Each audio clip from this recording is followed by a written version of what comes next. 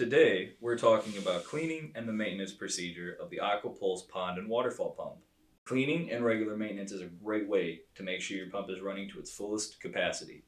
Simply grab your debris screen, push in on the tabs, and pull it off, then set it aside. Notice that there are 4 screws that hold on the pump housing. Remove the screws with a screwdriver or drill and set them aside. Turn on the housing counterclockwise and remove from the pump. This will expose the impeller. Remove the impeller and the O-ring and then set them aside. Inspect the interior of the pump and the impeller for damages. Wipe clean if necessary.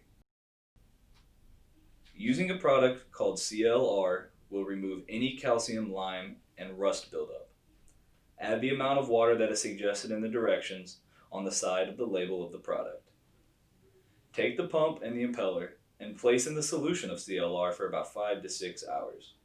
This will clean the pump and the impeller from any debris. Now the pump is ready for reassembly. Using a silicone lubricant, work it thoroughly into the entire rubber O-ring before placing it back onto the pump. Notice the 2 notches on the pump. They will line up with the 2 holes on the impeller. Place the impeller on the pump and turn the impeller until the notches line up. Take the pump housing and place it back on the pump and turn clockwise until it snaps into place. Put the 4 screws back in and firmly tighten using a screwdriver or drill.